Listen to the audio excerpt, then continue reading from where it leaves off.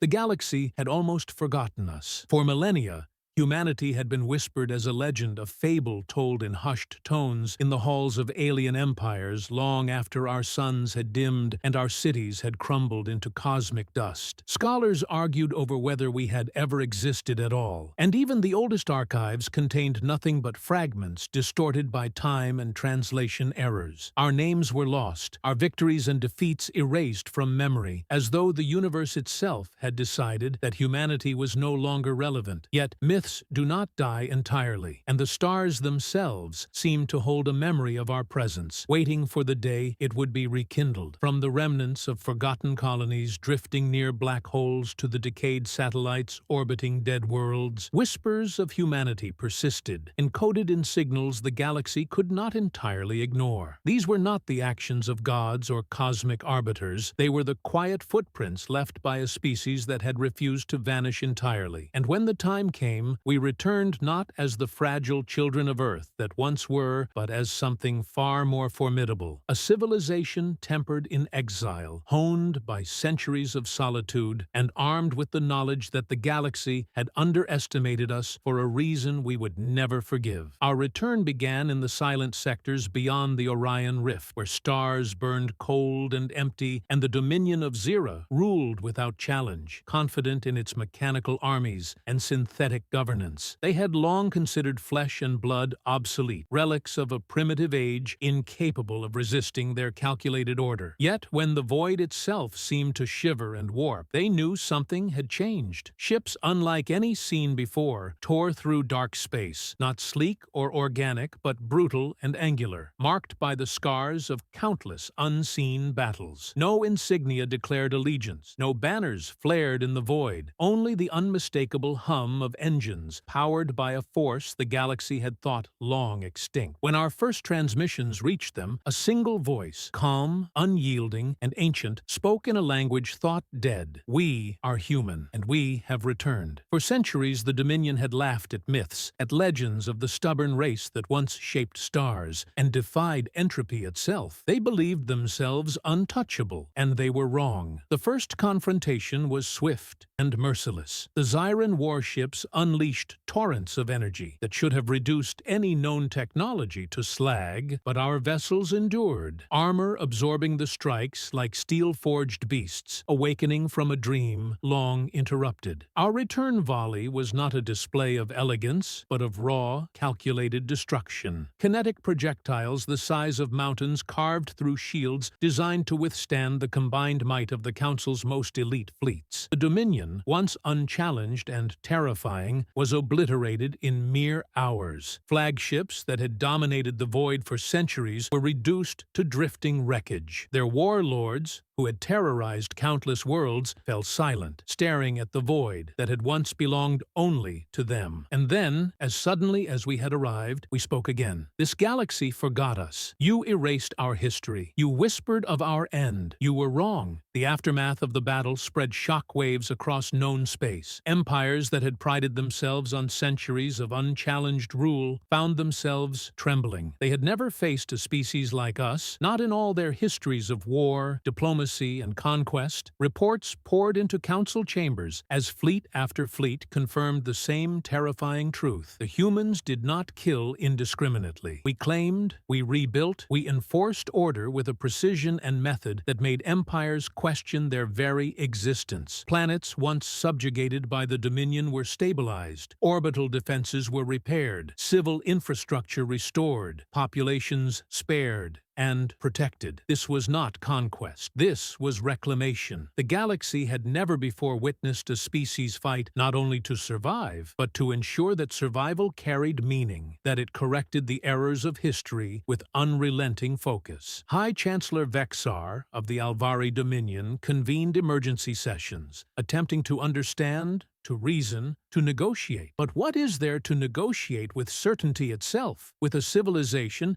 that had endured the impossible and returned not for diplomacy, but for remembrance? Our fleets advanced methodically, system by system, leaving devastation for those who had wronged us and order for those who could be allies. Every resistance was met with overwhelming precision, every surrender respected. We did not seek to dominate through fear, but to demonstrate what had been lost to those who had forgotten. The Council sent envoys, delegations, diplomatic vessels cloaked in hope and apprehension, and yet we received them with the same measured gaze as all who approached. No threats were issued, no ultimatums made, only a singular, undeniable statement. Humanity remembers, humanity endures, and humanity acts. The Council, for all its centuries of political mastery, found itself paralyzed. Their fleets were scattered, their alliances fragile, their confidence shattered. The old order, built on convenience, deceit, and manipulation, could not withstand the return of a species that did not rely on fear but on purpose. As reports streamed from systems newly claimed, it became clear that resistance was futile. Worlds joined us voluntarily, recognizing in our actions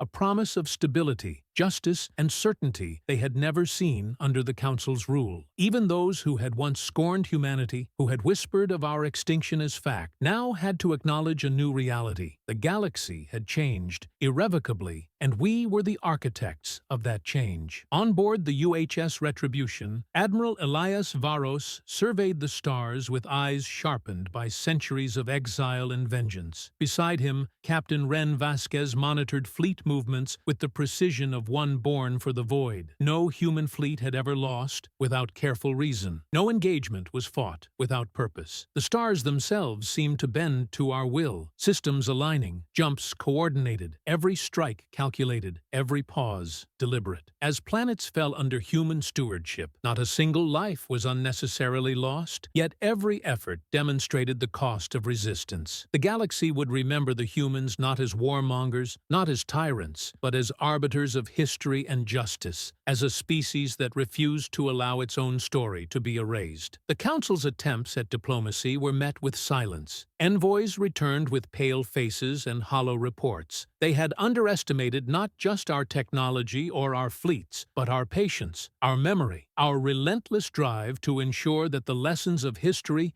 were never forgotten. Humanity did not seek war, and yet all who opposed us found themselves caught in a conflict they could not comprehend, facing an adversary that measured victory not in territory, tribute, or fear, but in the certainty that the galaxy would remember. And in that certainty, the universe itself seemed to shift. The stars had borne witness to our extinction, and now they bore witness to our return. We were home, and the galaxy had no choice but to acknowledge it. As the first colonies of the new era were established, humans walked beneath alien suns, carved monuments from the remnants of forgotten worlds, and spoke their ancient languages into the void, so the stars themselves might learn once more the sound of Earth. Children born under auroras of worlds reclaimed from chaos grew up knowing not only of their ancestors' struggles, but of the legacy they would inherit. A universe no longer defined by fear, deceit, or neglect, but by the enduring will of a species that had refused to die. And as the human fleets expanded, system by system, we sent one message to all corners of the galaxy, to every species that had forgotten our name. We are human. We remember. We endure. We are home.